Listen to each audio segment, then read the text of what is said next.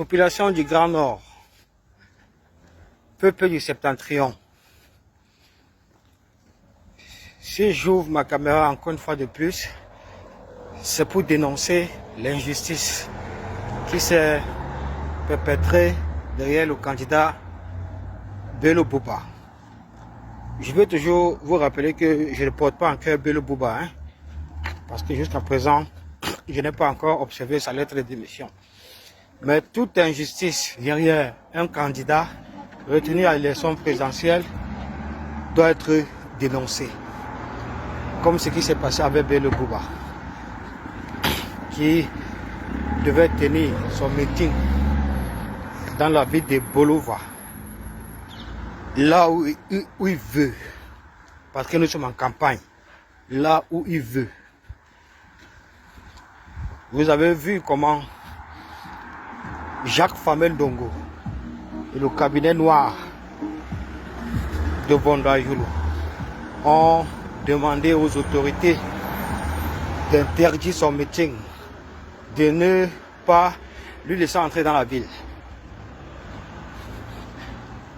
Après, je crois, moult négociations, ils se sont quand même entendus et ils ont trouvé un petit espace dans un petit coin du village, dans une petite brousse. C'est là-bas où il a bâti sa campagne avec ses militaires et ses partisans. Voilà aujourd'hui que, quand je vous disais ici là que le RDPC en réalité n'est qu'un parti politique tribal. Quand vous observez les déclarations du tribaliste Jacques Famel Ndongo, qui avait renchéri en disant que le Sud, en l'occurrence Bolova, est le socle granitique du parti au pouvoir, c'est-à-dire le RDPC. Il est grand temps pour vous, peuple de changement, de prendre conscience, de vous réveiller de votre colique et de combattre ce tribalisme-là, toujours pas la même chose. Il faut chasser Paul Biya de Marois. Il faut chasser le RDPC de tout le Septentrion. Il faut pourrir, boycotter toutes les campagnes qui feront là-bas au nom de Paul Biya, au nom d'une photo. Il faut chasser chez eux. N'ayez pas peur. Pourquoi Paul Biya est déjà fini. Pour ma part, je sais qu'il est complètement mort et que même son cadavre ne sera pas réélu. La seule grandeur, c'est-à-dire l'espérance,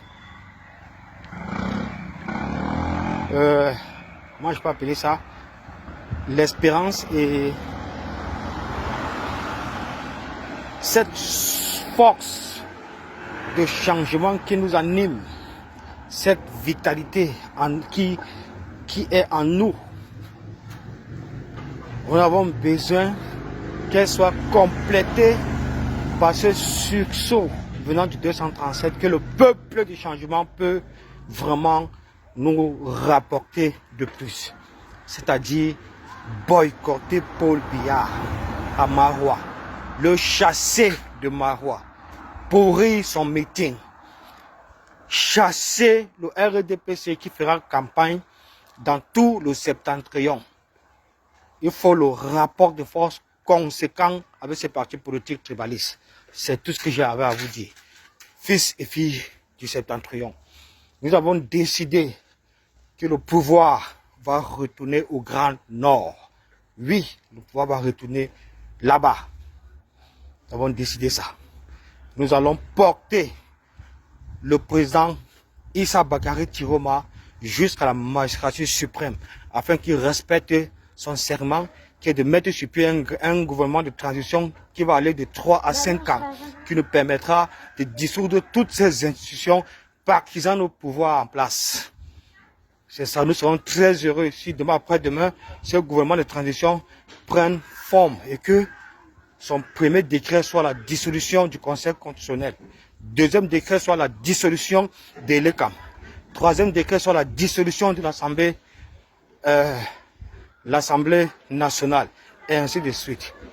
Vous comprenez? Notre pays est embastillé. Nous n'avons pas un État dans notre pays. Nous avons un État voyou, un État factoche, un État tribaliste. Il revient maintenant au peuple du changement de prendre ses responsabilités. Tous ensemble, au soir du 12 octobre, nous irons voter massivement le candidat de la rupture face à Paul Biya, afin que cette alternance démocratique dans la paix par les unes prenne forme. Merci, c'était Port de l'Ouest.